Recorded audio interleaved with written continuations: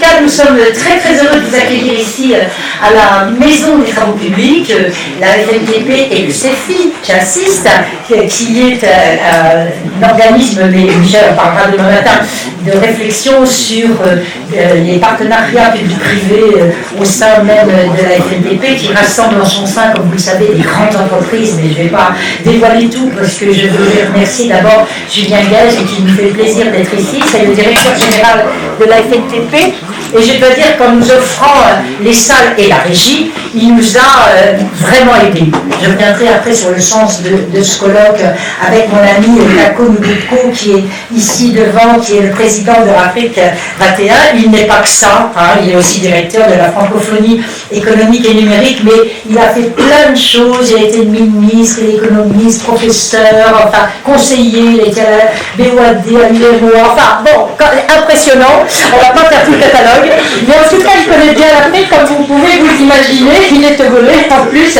Il vient de sortir d'ailleurs un petit livre sur l'envol du Togo, l'envol de l'épervier, l'émergence du Togo. Je lui ai dit, écoute, ton titre est trop beau, je vais le piquer pour notre conférence. Donc on a pris le défi d'émergence de l'Afrique de l'Ouest, on va cibler, et je vous dirai pourquoi tout à l'heure. Donc déjà, Julien, si vous voulez venir nous dire quelques mots, et puis Gauthier, après ce sera à toi. Qui a déjà expliqué finalement l'intérêt de l'Afrique 21. J'ai aussi une autre casquette, celle de directeur de la francophonie économique et numérique à l'OIF. Je ne vais pas être long, à mon avis, il y a 6 questions parmi d'autres qui pourraient être intéressantes aujourd'hui et demain. La première, c'est comment on pilote les transitions en cours en Afrique. On a parlé tout à l'heure de transition démographique, transition énergétique, transition fiscale, transition démocratique. Donc cette idée de concevoir la relation Eurafrique en termes de transition me paraît quelque chose de fondamental.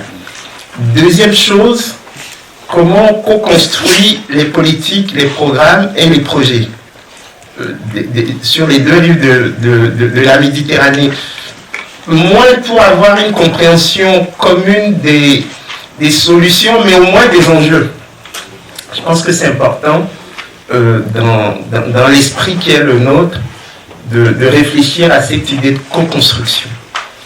Troisième chose que je vis au quotidien à la francophonie, comment on passe d'une coopération intergouvernementale classique à une coopération multi-acteurs, au sein de laquelle on reconnaît le rôle fondamental des collectivités territoriales, du secteur privé, de la société civile, et comment tout ça rétroagit sur les questions finalement de légitimité et de souveraineté. Et peut-être que nous sommes arrivés à un stade où le principe d'intangibilité des frontières héritées de la colonisation arrive à son terme avec le caractère protéiforme de ces mouvements djihadistes comme Boko Haram qui savent utiliser peut-être des rationalités territoriales pré-coloniales ou coloniales. En tout cas, ça me paraît quelque chose de fondamental. Quatrième chose, c'est finalement, ça c'est l'ancien ministre de l'évaluation des politiques publiques du Togo qui parle, comment amener cette idée de culture de l'évaluation dans la gestion en Afrique. Cette idée de... Pas les autres. Et là, je dis attention, la citoyenneté, les droits de l'homme, c'est d'abord le droit de se rencontrer, le droit de débattre. Moi, je le dirais en numéro 1, avant celui de manger peut-être même. Donc, il faut vraiment qu'on retravaille ces questions des droits de l'homme. On en a plein la bouche, nous, ici en France et en Europe. Il faut vraiment que ça s'applique réellement.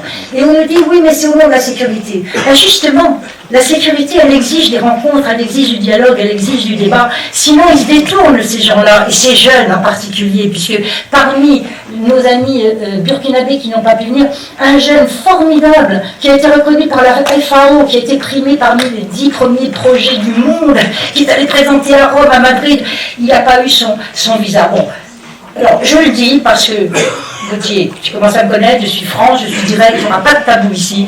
Il faut qu'on retravaille ces questions. Et si on veut la paix du monde, et si on veut empêcher le djihadisme de se développer, il faut qu'on développe ces espaces de débat, mais pas là-bas en Afrique entre eux, pas ici en Europe entre nous, ensemble. Et pour ça, il faudra bien bouger, évidemment, et se rencontrer. Voilà ce que je voulais dire en introduction.